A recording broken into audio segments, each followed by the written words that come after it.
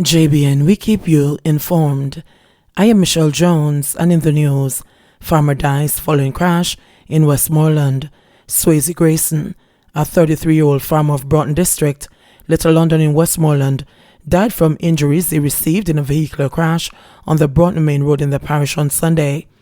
Reports from the Little London police are that about 2:40 p.m., Grayson was driving his motorcycle along the roadway when he crashed into a utility pole and was thrown from his motorcycle. The police were summoned and Grayson was taken to the hospital. He later succumbed to his injuries. Cop in compromising position in viral video interdicted. The Commissioner of Police, Major General Anthony Anderson, has given directions that a policeman seen in a viral video in a compromising position be interdicted with immediate effect. The video has been making the rounds on social media. The policeman, who was dressed in uniform, was recorded doing a sexual act in what appears to be the back of a motor car.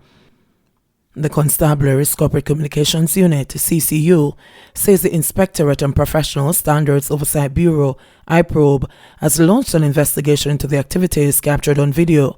Cops on interdiction are paid a percentage of their salaries until investigations are complete. More information will be made available as the investigation progresses. 3 teenagers and woman arrested for illegal gun in St. Elizabeth. 3 teenage boys and a woman were taken into custody in relation to the seizure of a shotgun and a 12-gauge cartridge at a premises in Northampton in St. Elizabeth on Monday. Reports from the Santa Cruz police are that between the hours of 12:45 and 3 p.m., lawmen carried out an operation in the area when a premises was searched and a 12-gauge shotgun with one 12-gauge cartridge was found at the tree trunk at the rear of the premises. Investigation continues. Major cocaine bust at Kingston Freeport Terminal. Scores of packages with more than 300 pounds of cocaine were found in containers at the Kingston Freeport Terminal Limited on Monday afternoon. According to reports, the drug was found in 2 of 6 transshipment containers that arrived in the island from Guyana en route to Haiti and China. While searching the containers, narcotics police, accompanied by members of the Jamaica Customs Contraband Enforcement Team, reportedly found a total of 122 packages, 110 in one and 12 in another, each with compressed white substance resembling cocaine. The total weight of the drugs is approximately 139.4 kilograms or 307 pounds, and the estimated street value is $6.5 million. No one has been arrested in connection with the seizure. Jamaica's lost a pioneer in reggae, says Holness. Prime Minister Andrew Holness has expressed sadness at the death of legendary reggae singer-songwriter Neville Wailer Livingston. Livingston died this morning while in hospital. He was 73 years old. Affectionately called Jabi, he was a founding member of the Wailers, which included the Honourable Robert Nesta Marley and Peter Tosh. Considered one of the long-time standard-bearers of reggae music, Wailer rose from humble beginnings and catapulted to a giant on the reggae stage.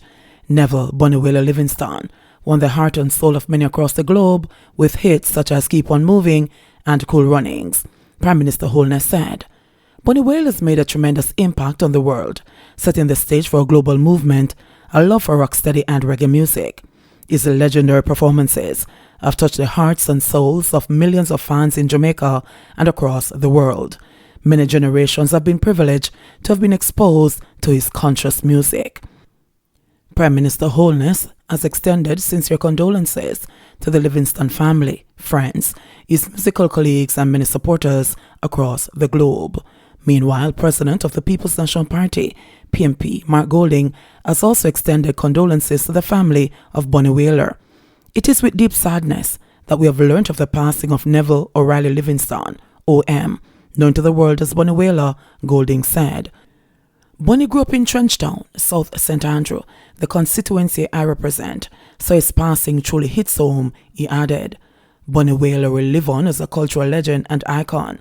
He was a founding member of the Wailers, which has been the most influential contributor to the development of Jamaican popular music and by extension, brand Jamaica.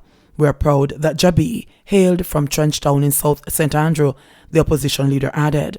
As we close out the celebration of Reggae Month 2021, We must now show recognition and appreciation for his immense contribution to our culture and nation, he said.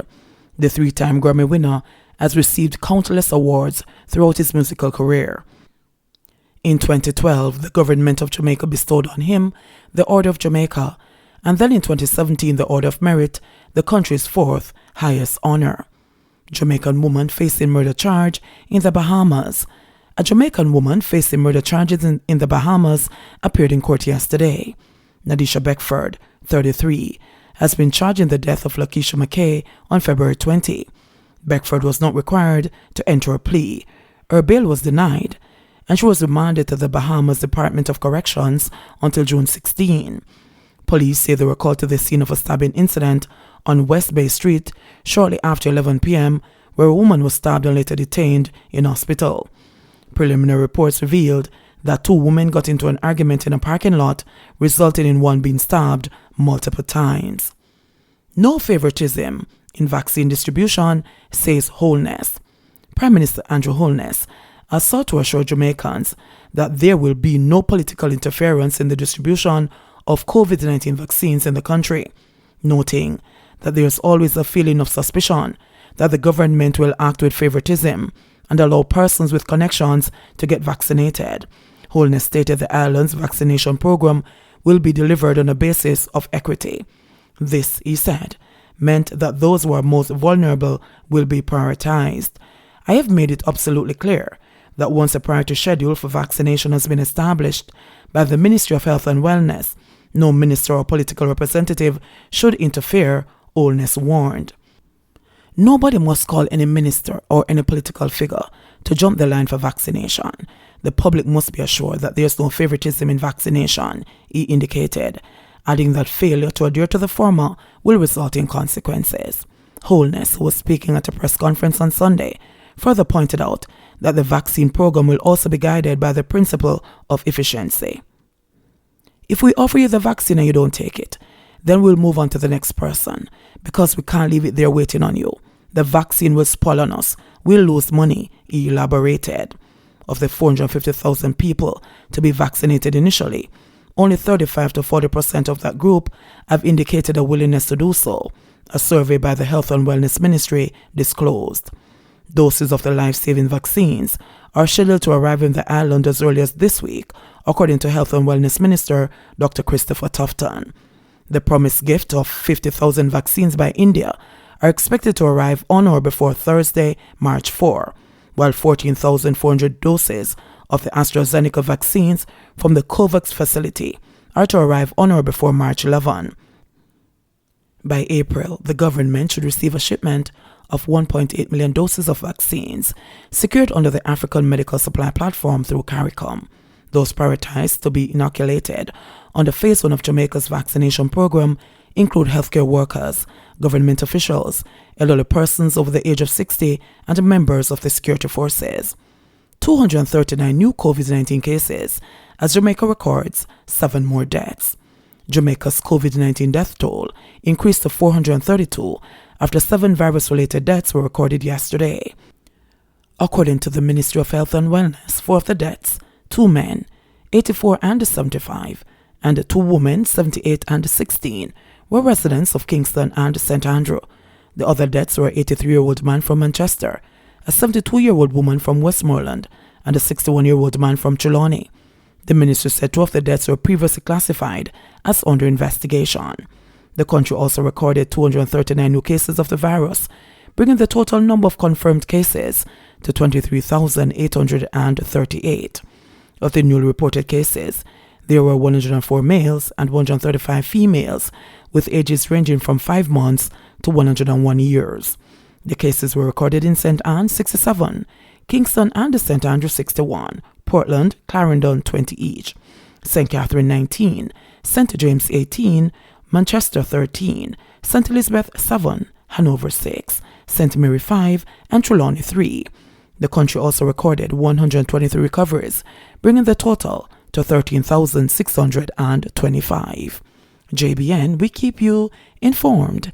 Please remember to subscribe, like, share, leave us a comment, and click the notification bell to receive our daily news items.